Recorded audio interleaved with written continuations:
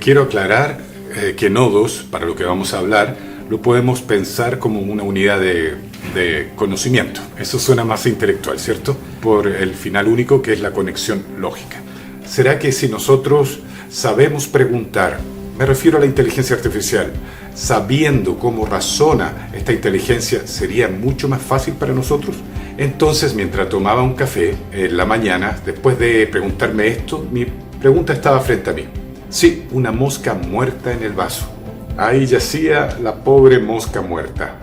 Mi cerebro identificó tal cual su última situación. Primero, accede a los nodos, cada uno con una etiqueta que podría ser conocimiento, reglas y contextos, el cual parece que tiene que tener un orden específico, tal cual como se los digo, para llegar a una conclusión coherente. Comenzó a identificar el problema, después contextualizaría, o sea, quería entender el contexto de los elementos, el vaso, el agua y la mosca. En el tercer paso, accedería a los conocimientos relevantes. Quiere decir que buscar información relacionada, por ejemplo, es como que nosotros volvemos a nuestro recuerdo exactamente lo mismo.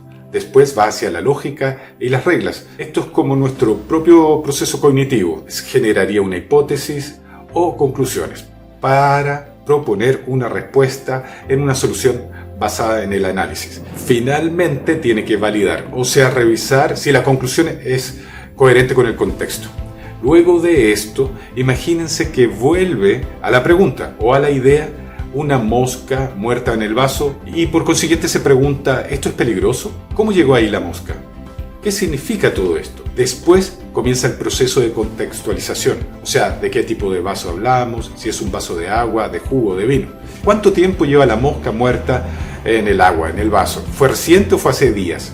Y necesita acceder a los conocimientos relevantes, por ejemplo, de biología, salud, física, química. Por ejemplo, en biología, las moscas tienen patógenos, bacterias. A estos conocimientos relevantes, obviamente la biología, la salud, la química, la física, creo que lo dije.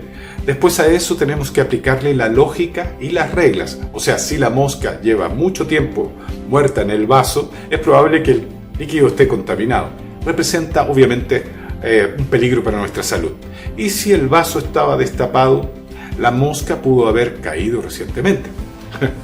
¿Entienden la lógica? Bueno, nosotros hacemos exactamente lo mismo, pero hay una diferencia en la filosofía, quizás un poco más elevada. Genera la hipótesis y las conclusiones.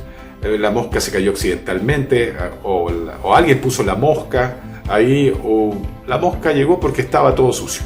Después de todo esto y volver, vamos a validar, o sea, si el vaso estaba en un restaurante, la hipótesis de falta de higiene era más probable, y si el vaso estaba en un laboratorio, la hipótesis del sabotaje podría ser más relevante. Conclusión, en la mayoría de los casos, la presencia de una mosca en un vaso nos dice que no importa de todo lo que hemos hablado, siempre sería, lo importante es que sería para nosotros consumir esa mosca en el vaso.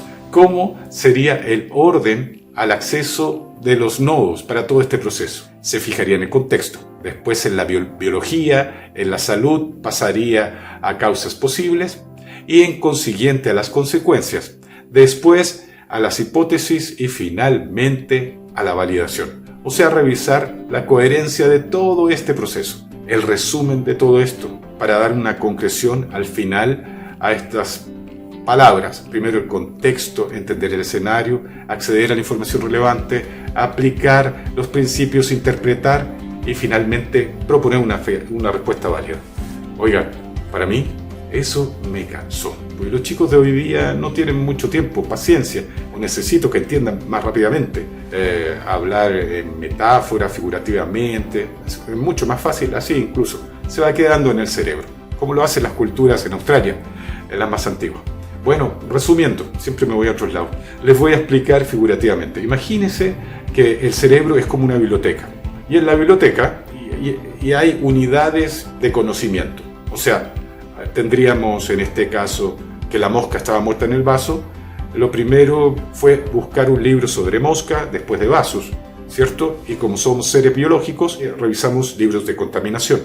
Entonces la IA o estos nodos o libros están conectados entre sí, como nuestra red neuronal, o sea, como si hubieran hilos invisibles. o un computador conectados unos con otros. Por eso es importante que mientras más información se contenga, mejor serán los resultados finales. Cuando le preguntes, iríamos a la biblioteca, sacaríamos el libro de moscas y vemos cuáles son las moscas más peligrosas o se degradan más rápido con más bacterias, después que mueran, obviamente. Después sacamos el libro de los vasos, los colores, la densidad da lo mismo, sino para generar la hipótesis, sacas finalmente el libro de contaminación y entiendes que una mosca muerta en un vaso podría contaminar el agua, lo tomas y te mueres.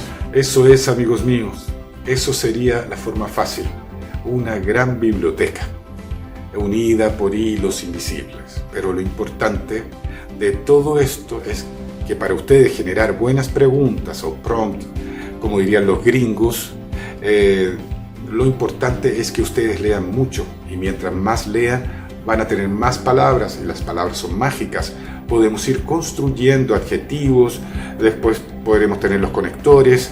Todo esto nos puede ayudar a hacer las preguntas coherentes, acertadas a la IA, para que esta inteligencia nos devuelva en su feedback, nos responda lo que nosotros estamos buscando.